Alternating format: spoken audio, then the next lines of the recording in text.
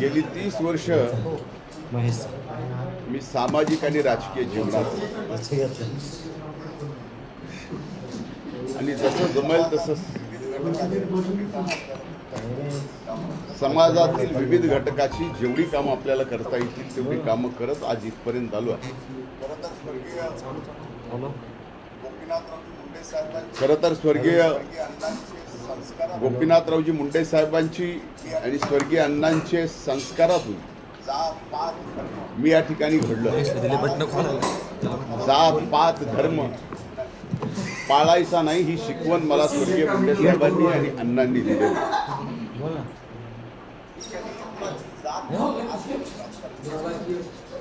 मी कधीही कुणाची जात पाहून आजपर्यंत राजकारण केलेलं नाही. माझ्या स्वतःच्या ज्या जातीत मी जन्माला आलोय त्याच्यापेक्षा जास्त वेगवेगळ्या जातीतले माझे मित्र परिवार आणि माझे सहकारी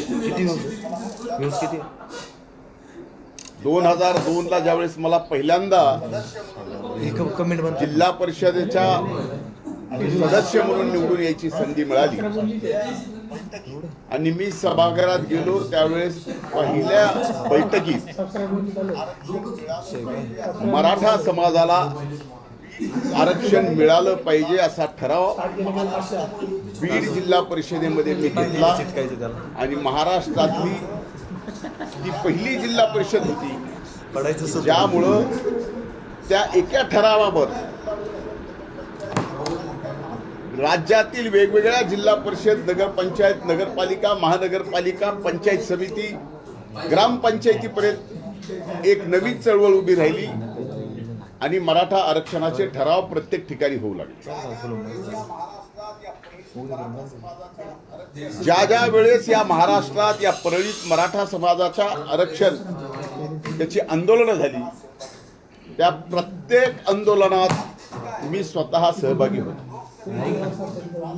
अगदीच काय लोकसभेची निवडणूक झाल्यानंतर परळीमध्ये जे मनोज जरांगेंचं आंदोलन झालं त्या आंदोलनाला जागा देण्यापासून पाणी देण्यापासून आंदोलनाला येणाऱ्या अनेक सहकाऱ्यांना वाहनं देण्यापर्यंत आम्ही या ठिकाणी मदत केलेली आहे. माझ्या सर्व सहकार्याने केली.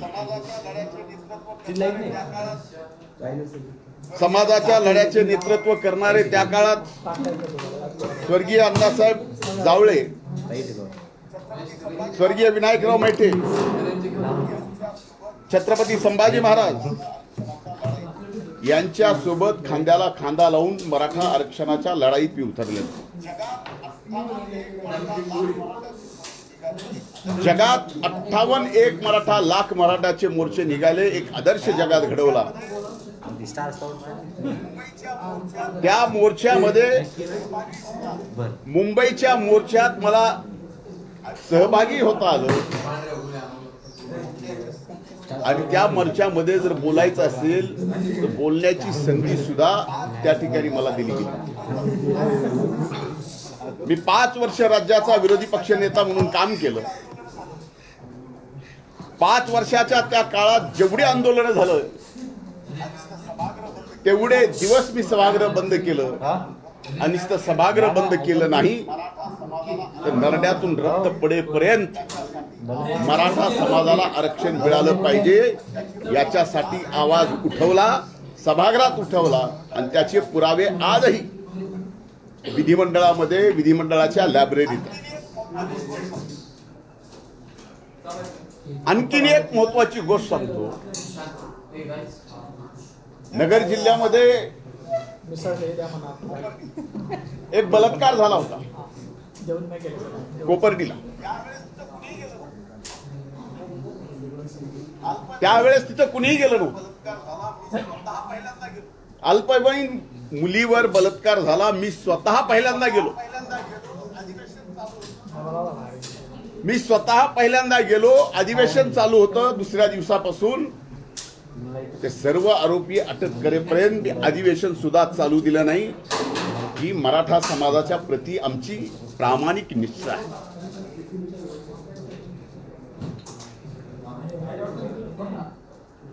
खरं तर मी ज्यावेळेस पालकमंत्री होतो आणि कुणबीचे प्रमाणपत्र देण्याचा निर्णय राज्य सरकारने घेतला, त्यावेळेस 80,000 कुणबीचे प्रमाणपत्र आपल्या या बीड जिल्ह्यात मिळालेले आहे. त्याचं रेकॉर्ड सुद्धा आहे, तेही आपण तपासून पाहू शकतो.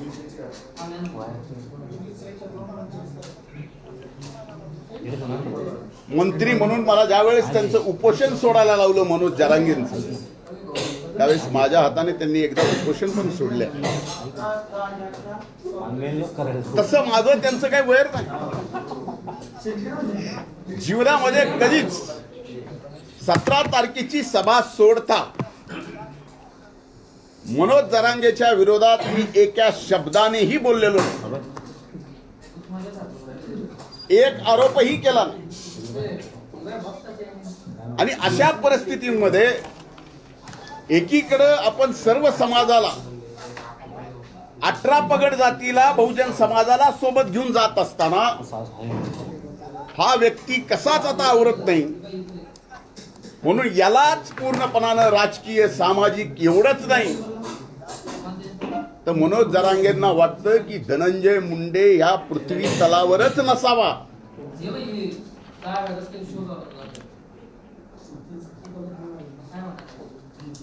यासाठी धडपडा. मी 17 तारखेच्या सभेत सुद्धा त्यांना 2च प्रश्न विचारले होते. त्या 2 प्रश्नाचे उत्तर आतापर्यंत या ठिकाणी मिळालेले नाही. माझी विनंती आहे माध्यमांना, हे 2 प्रश्न पुन्हा एकदा आपण विचारा. आपण लोकशाहीचे 4था स्तंभ आहात. मी पहिला प्रश्न विचारला होता की मराठा समाजाला खरंच ओबीसी मध्ये जाऊन फायदा आहे का ईडब्ल्यूएस मध्ये जाऊन फायदा आहे? आणि याचं खरं भरं 12.5 कोटी जनतेच्या समोर त्यांनी यावं, आम्ही येतो. महाराष्ट्राच्या जनतेच्या समोर एकदा होऊन जाऊ द्या की फायदा ईडब्ल्यूएस मध्ये, फायदा ओबीसी मध्ये. त्याचं उत्तर नाही आलं.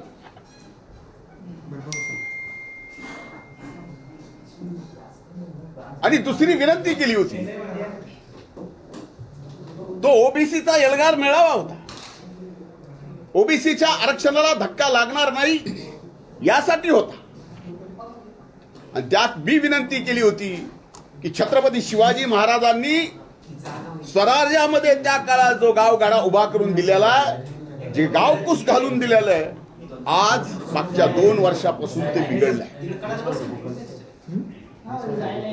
एका जातीचा मित्र दुसऱ्या जातीचा, हे मित्र आता मित्र राहिले नाही. 2 सख्खे भाऊ एका मायबापाचे लेकरं जर विचार बदलले आणि एक जरांगेच्या विचाराचा असला तर त्या सख्ख्या भावाला सुद्धा सख्खा मानत नाही, अशी वाईट परिस्थिती या महाराष्ट्रात.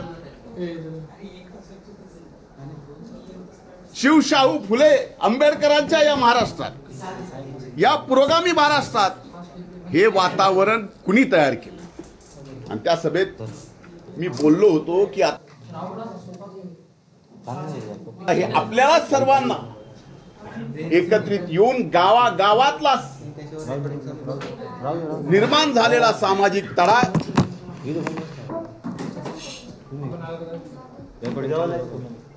आपल्याला त्या ठिकाणी नीट घडी बसवावी लागेल. मला आजही आठवतं या बीड जिल्ह्यामध्ये एका फोनवरून एका लोकप्रतिनिधीला एक जणांनी फोन केला आणि त्या लोकप्रतिनिधींनी सांगितलं की याला काय ग्रामपंचायतीला निवडून आलेत का जरांगे. त्यावेळेस ज्यांची ज्यांची घरं जाळली ती घरं मराठा समाजाची जाळली. ओबीसी मधल्या अनेक जणांची घरे जाळली.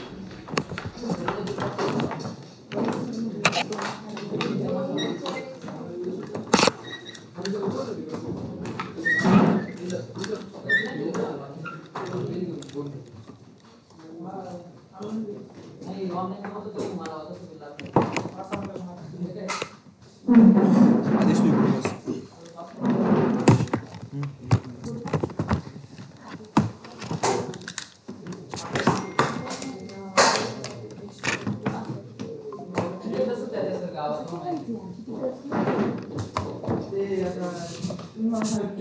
थोडं रिलीज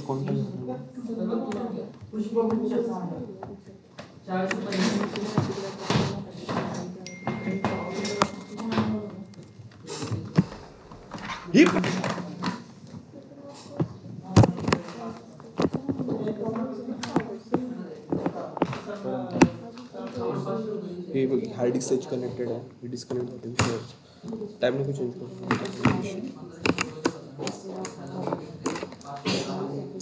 संपली का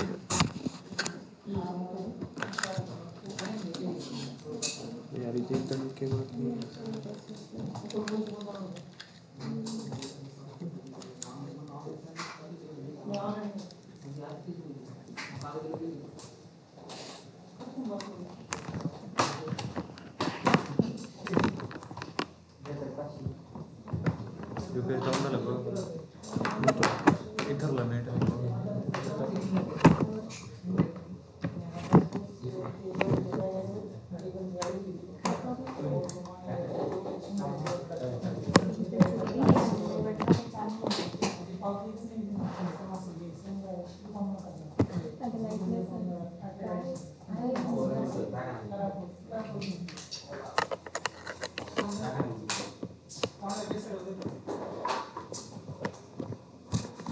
अनेक सहकारी आहेत, अनेक जण येतात, भेटतात, बोलतात, कोणाला बाजूला जाऊन बोलावं लागतं. आता जे अटक केले त्यापैकी कुणी मला भेटला असेल, बाजूला जाऊन बोलला असेल.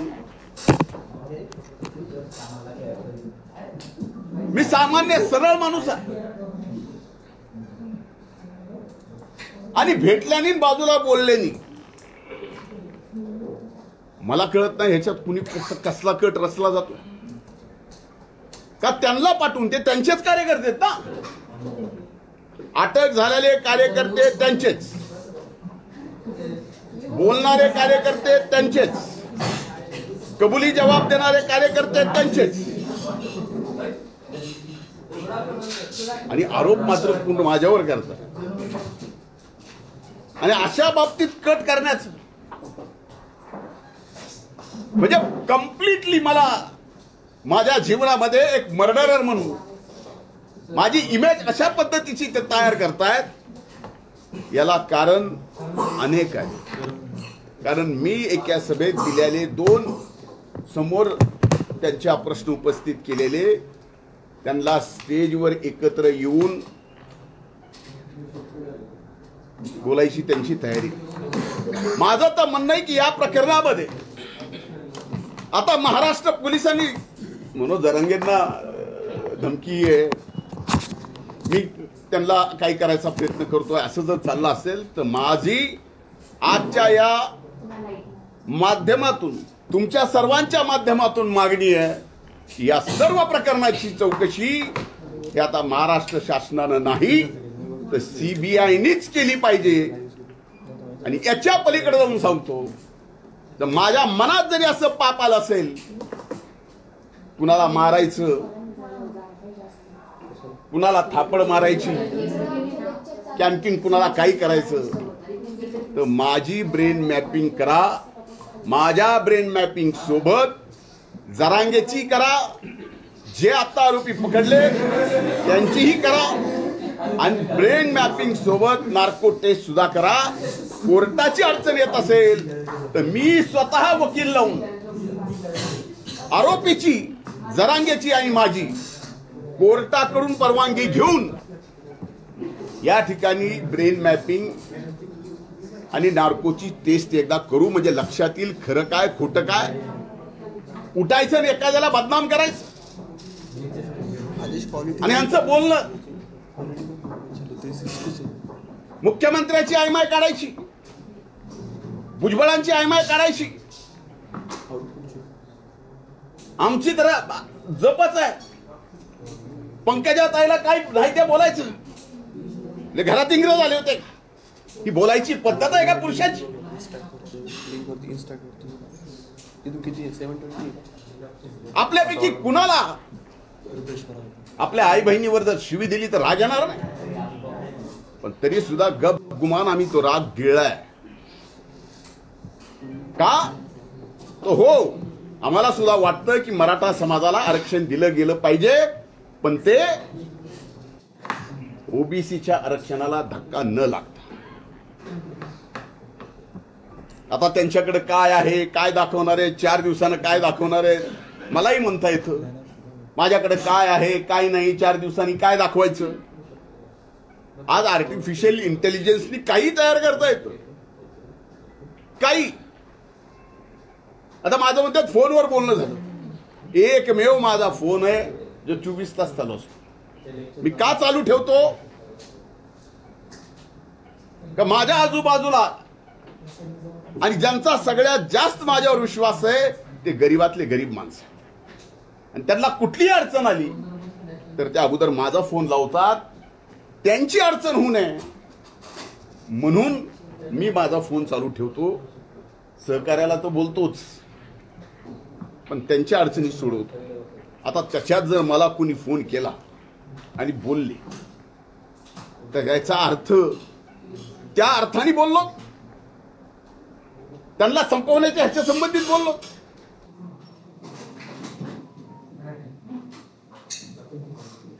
कशासाठी?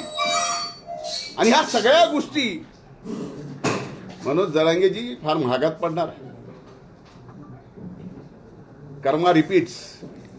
जेवढं तुम्ही खोटं कराल तेवढं खोटं तुमच्या विरोधात सुद्धा फिरेल, हे लक्षात ठेवा. आणि मला संपवायचं म्हणजे का? मी त्या दिवशी पहिल्यांदा ओबीसी एल्गार, पहिल्यांदा जीवनात ओबीसीचं आरक्षण तशाला तसं राहिलं पाहिजे म्हणून मी व्यासपीठावर गेलो. कारण बाकीच्यांनी तर मला लाता हकलू बाहेर काढलं होतं. एका ठराविक जातीमधून हकलू लाता मारून, म्हणून ओबीसीच्या व्यासपीठावर गेलो. ओबीसीच्या संरक्षणाला धक्का नाही लागला पाहिजे एवढं बोललो. आणि त्याच्यासोबत आणखीन एक गोष्ट बोललो की जरांगेच्या आंदोलनाच्या काळात जे 500 मराठा समाजाच्या बंधू भगिनींनी आपली प्राणाची आहुती दिली, हे सगळं आरक्षण जे आहे हे कसं मिळणार होतं, काय मिळणार होतं त्यांनाच माहित. त्यांनी त्यांना फसवलं म्हणून 500 जीव गेले. सुरुवातीलाच ईडब्ल्यूएस जर विषय झाला असता तर त्या 500 जणांचा जीव वाचला असता, नाहीतर त्या 500 जणाला कुठं ना कुठं आज नोकरी लागलेली पाहायला मिळाली असती. तुम्ही सगळ्या गोष्टी विध्वंसकच करता. ह्याला संपून टाकील, आता मला संपून टाकील म्हणले. आता मला संपून टाकणं हे ऑन एअर जर मला धमकी देत असतील तर त्याचं काय करणार? मुख्यमंत्र्याला संपून टाकील हे ऑन एअर जर धमकी देत असतील त्याला याला कायदा नाही आहे.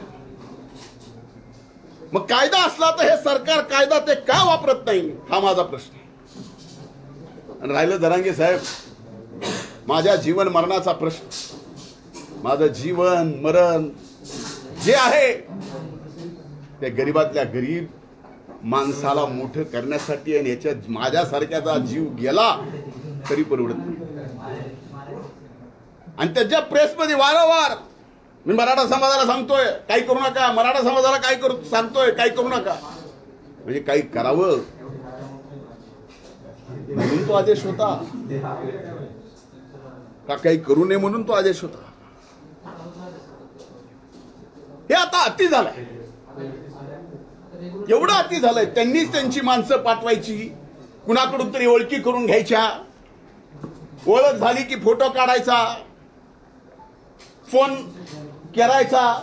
आम्ही आपल्या कामात, आम्ही काय फोनवर असं कधीच कुठलं बोललेलं नाही.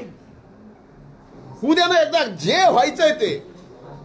याला ब्रेन मॅपिंग, नार्को आणि सीबीआय. आणि मी माननीय मुख्यमंत्र्याला आज या प्रेस कॉन्फरन्स म्हणून विनंती करतोय की काहीही करून या प्रकरणाची चौकशी सीबीआय कडेच गेली पाहिजे. त्याच्याशिवाय आता हा धनंजय मुंडे ही स्वस्थ बसणार नाही आणि स्वस्थ बसू देणार पण नाही. आमच्या सारख्याला संपवलं नाही. केले काय? आरक्षणाची बाजू घेतली.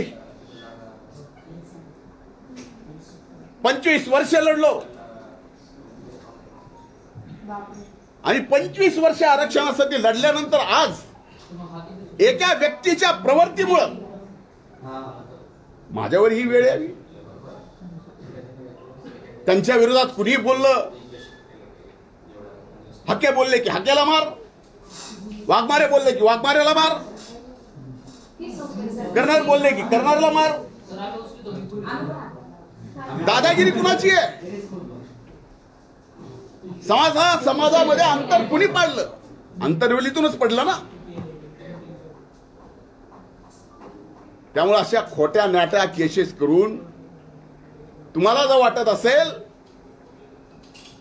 की या बहुजन समाजाचा, ओबीसी समाजाचा माझ्यासारखा एक कार्यकर्ता गप राहील, असं नाही. तुम्ही जरा तुमचं मागून बघा.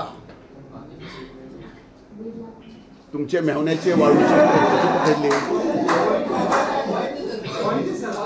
मी आता सरकारला विचारणार आहे काय त्यात ऍक्शन झाली. एका सामान्य साधा जर एखादा वाळूचा व्यावसायिक असेल त्याला एनपीडीए मध्ये घालतात. यांची यादी सरकारला देऊन सरकारने काय केलं हेही मला विचारावं लागणार आहे. पण माझ्या आई वडिलांनी कुणाला असं पुढे करून आणि तसं पुढे करून कुणाला संपवायचं कधीच कुणाला शिकवलेलं नाही. माझं तोंड वैद्यनाथाच्या प्रभूकडे आहे. विनाकारण असले खोटारडे ज्याला काही अर्थ नाही असे आरोप तुम्ही माझ्यावर करून समाजात संपवायचा प्रयत्न कराल, जीवनातून उठवायचा प्रयत्न कराल. जरांगे असं करू नये. आपलं वय काय आहे? एक लढाई आहे. तुम्ही ओबीसीचं घेऊ नका. तुम्हाला जे पाहिजे ते ईडब्ल्यूएस मधून घ्या किंवा आणखीन कुठलं घ्यायचंय ते घ्या. ते 10% सुद्धा टिकलं राज्य सरकारने दिलेलं. आता त्या आरक्षणावर बोलत नाही. त्यांना आता शेतकरी नेता व्हायचं. आणि कृपा करून मी जे 2 प्रश्न विचारले, कधी, कुठं, कसं, या एकदा समोर. ओबीसी का ईडब्ल्यूसी? तुम्ही तर आता ओबीसीला मारता म्हणला. ते म्हणले धन्याचं बीज ठेवायचं नाही. ही धमकी नाही. ऑन इयर धनंजय मुंडेचं बीज सुद्धा ठेवायचं नाही. ऑन इयर धमकी कोणाला दिली? वंजारी जातीचं बीज सुद्धा ठेवायचं नाही. एका जातीला ऑन इयर धमकी कोणी दिली?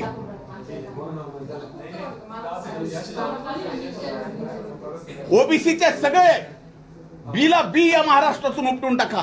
धमकी कोणी दिली? जरांगे जर सर्वच अधिकार तुमच्याकडे आहेत, सरकार जर तुमचंच ऐकत असेल तर या अख्ख्या ओबीसी समाजाला गोळ्या घाला आणि महाराष्ट्रातून संपूर्ण टाका ना. गोळ्या घाला, मला संपूर्ण टाका.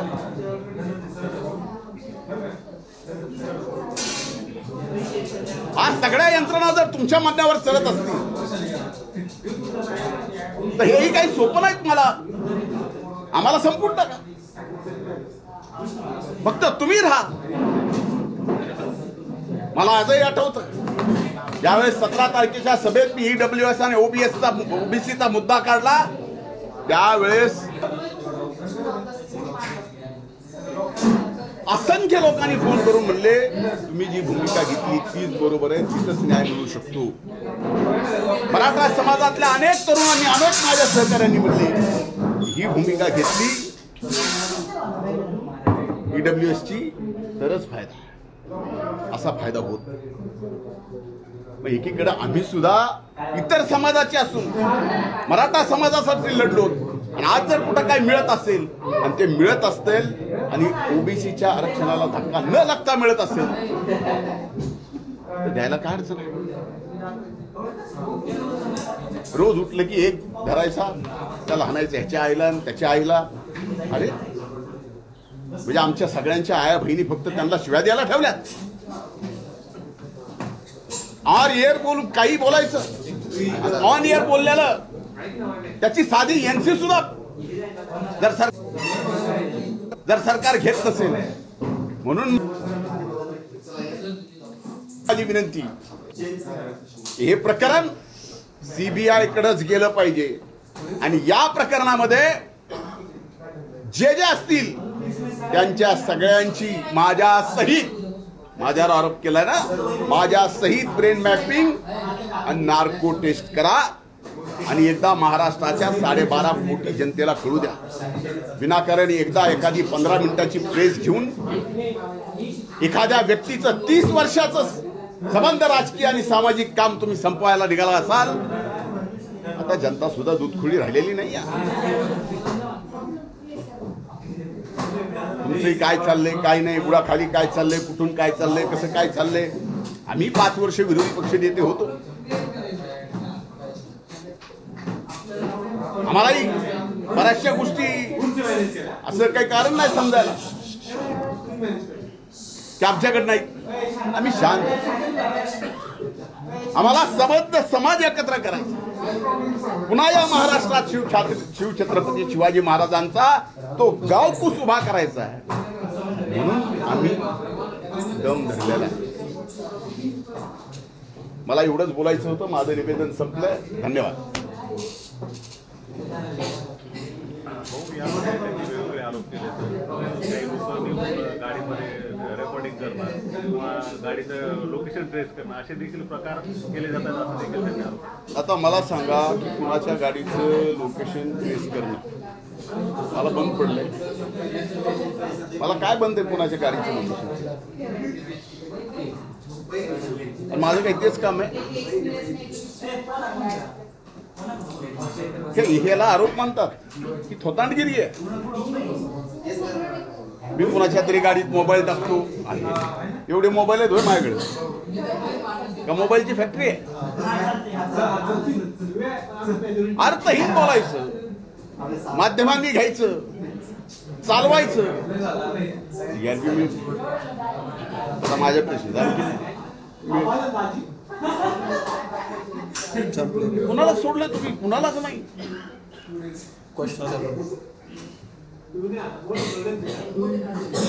बाकी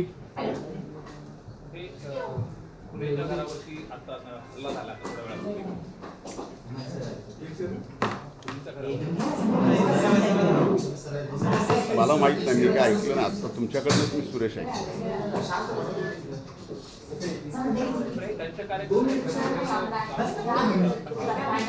आता हे बघा, एक लक्षात घ्या, पुणे त्यांचेच, गरुड त्यांचाच, सगळे आरोप त्यांचेच. बरोबर आहे. तेच आरोप करणार, तेच सांगणार, सगळं तर त्यांचं आहे. आता पुण्याच्या तुम्ही म्हणताय तसं, मी तर माझ्याकडे बातमी नाही, तुम्ही म्हणताय तसं जर पुण्याच्या घरावर हल्ला झाला असेल तर ते सुद्धा त्यांच्याच लोकांनी केला असेल आणि पुन्हा आमची नावं घ्यायची. म्हणून मी म्हणलंय की हा तपास पूर्णपणानं सीबीआय कडे दिला गेला पाहिजे. काही जरी म्हणलं, 1 मिनिट माननीय मुख्यमंत्र्याला या बोलण्याचं वाईट वाटेल, पण इथली पोलीस यंत्रणा कुठल्याही जाती धर्माची असो यांना घाबरू नये. म्हणून करते करविते ह्या सगळ्या गोष्टीचे तेच आहे.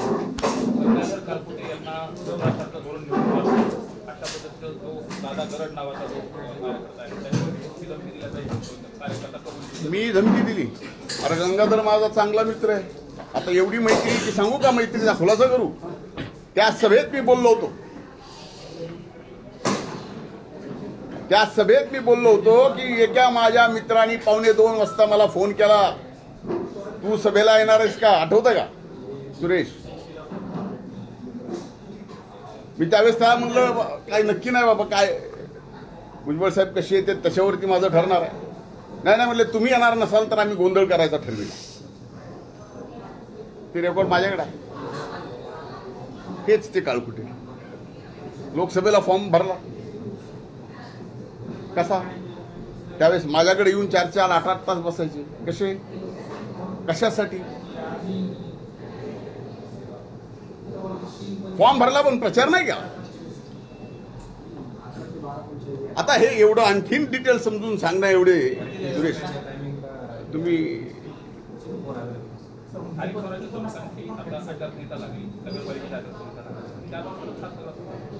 आता तुम्हाला याच्यातनं तरी काहीतरी समजावं की कशासाठी चाललंय. आणि सगळ्यांचाच टार्गेट फक्त धनंजय मुंडे का? एवढ्या जणांना आवरण नाही का काय? मी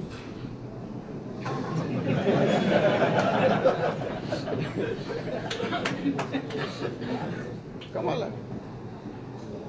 आता मला त्या दिवशीच्या सभेत मी इथे ईडब्ल्यूएस ओबीसीचा मुद्दा काढला, त्याच्यामुळे राग आला का? चष्मा पाठवला नाही त्याच्यामुळे राग आला?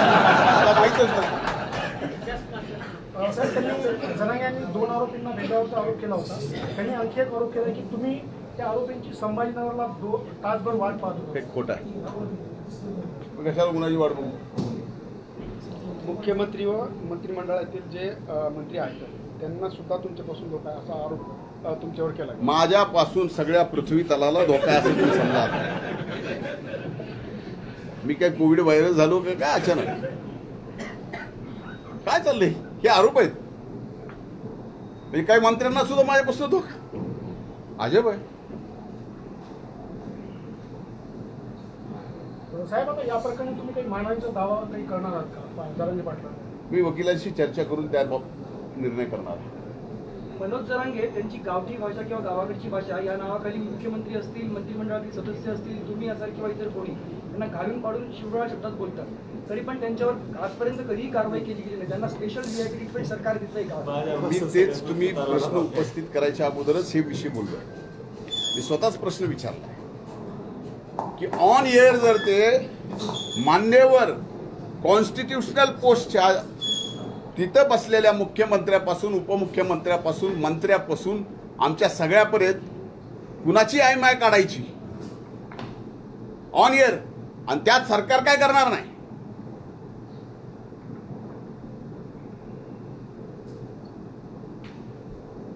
आम्ही काय एवढे बुळे नाहीत ह्या सगळ्या गोष्टी न समजायला. मंत्रालयामध्ये 75% बंजारा समाजातील अधिकारी चांगले आहेत, पण 25% अधिकारी तुमच्या ऐकण्याचे आहेत असा जरांगे पाटील. बरं, 75% तरी चांगले बनले, त्यांचे त्याबद्दल आभार.